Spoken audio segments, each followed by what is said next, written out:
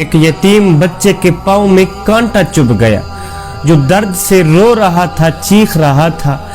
اتنے میں ایک امیر شخص کا وہاں سے گزر ہوا۔ اس امیر شخص نے دیکھا کہ بچے کے پاؤں میں کانٹا چبھا ہوا ہے جو درد سے رو رہا ہے، چیخ رہا ہے، تو اس امیر شخص کو بڑا ہی ترس آیا۔ یہ امیر شخص گھوڑے سے نیچے اترا، اس بچے کے پاؤں سے کانٹا نکالا، اس یتیم بچے کو گھوڑے پہ بٹھایا، اس کو اس کے گھر چھوڑ آیا۔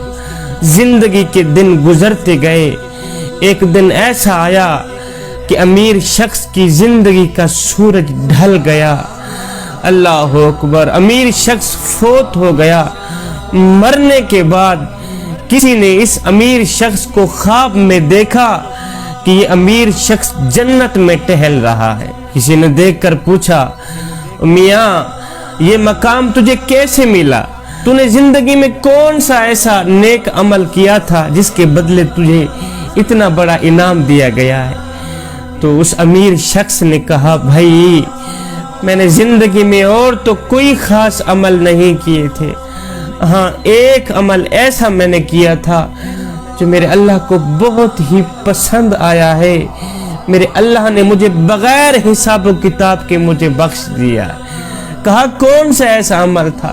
کہا ایک دن میں کہیں جا رہا تھا، میں نے دیکھا ایک یتیم بچے کے پاؤں میں ایک کانٹا چبھا ہوا ہے، مجھے ترس آیا، مجھے رحم آیا، میں گھوڑے سے نیچے اترا، اس یتیم بچے کے پاؤں سے کانٹا میں نے نکالا تو اس کو اپنے گھوڑے پہ بٹھا کے گھر چھوڑ آیا۔ اس یتیم بچے کی بس تھوڑی سی میں نے یہی مدد کی، یہی عمل میرے اللہ کو اتنا پسند آیا، اتنا پسند آیا۔ اور کتنا سخی ہے میرا کریم رب جو ایک سوکھے کانٹے کے بدلے اتنی بڑی جنت عطا کر دیتا ہے۔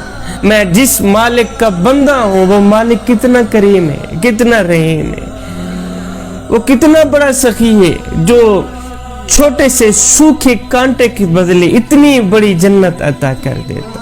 بس یہی عمل میرے اللہ کو پسند آیا کہ میں نے یتیم کی تھوڑی سی مدد کی تھی۔ اللہ اکبر! صاحب تو جب کسی پہ رحم کرے گا تو تیرے اوپر بھی رحم کیا جائے گا، تو جب کسی پہ احسان کرے گا تو تیرے اوپر بھی احسان کیا جائے گا۔ مسافر کو دروازے سے محروم نہ لوٹا تاکہ خدا کبھی بھی تجھے مسافر بنا کر در بدر نہ پھرائے۔ مسکینوں کو وہی نوازتا ہے جس کو ڈر ہو کہ کہیں میں بھی مسکین نہ بنا دیا جاؤں۔ اگر اللہ نے تجھے سوالی نہیں بنایا تو اسی شکرانے میں تو سوالیوں کو نوازتا رہے، اسی شکرانے میں تو سوالیوں کی مدد کرتا رہے۔ میں غریبوں کی مدد کرتا ہوں اس لیے کہ غریب ہونے میں وقت نہیں لگتا۔ میں یتیموں کے سروں پر شفقت بھرا ہاتھ رکھتا ہوں اس لیے کہ جب میں مر جاؤں تو کوئی میری اولاد کے سر پر بھی شفقت بھرا ہاتھ رکھے، چھوٹی سی چھوٹی نیکی کو بھی ضائع نہ کرے، اور ہو سکتا ہے یہی نیکی قیامت کے دن تیری بخشش کا ذریعہ بن جائے۔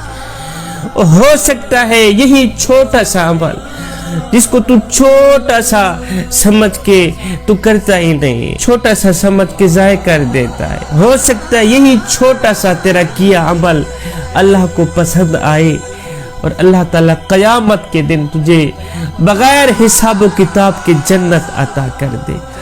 آپ نے سنا نہیں ہے کہ میرے کریم نبی علیہ السلام نے فرمایا، صحابہ ایک گنہگار عورت تھی، بدکار تھی، سیاہ کار تھی، خطا کار تھی، ناچنے والی تھی۔ طوائف وہ کہیں جا رہی تھی تو اس نے دیکھا کہ ایک پیاسا کتا ہے، اس کو اتنی پیاس لگی ہوئی ہے کہ وہ گندی کیچڑ چاٹ رہا ہے۔ اس عورت کو ترس آیا، رحم آیا، تو اس عورت نے کیا کیا، کنویں کے اندر گئی، جا کر ڈول لٹکایا، پانی بھرا، باہر نکالا، اس پیاسے کتے کو پلایا، پیاسے کتے پر رحم کیا، ترس کیا، اس کو پانی پلایا۔ یہی عمل میرے اللہ کو اتنا پسند آیا کہ میرے اللہ نے اس گنہگار عورت کی بخشش فرما دی۔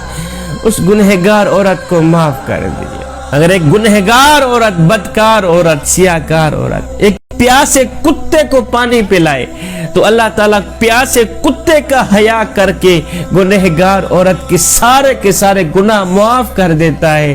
میں کہتا ہوں اس بات کا تو کوئی جوڑ ہی نہیں ذکر مصطفیٰ کے ساتھ۔ جو خدا ایک پیاسے کتے کا حیا کر کے گنہگار کے سارے گناہ معاف کر دیتا ہے، مجھے بتاؤ تو صحیح وہ خدا ذکر مصطفیٰ کرنے والوں کو کتنی ہدایتیں دیتا ہے۔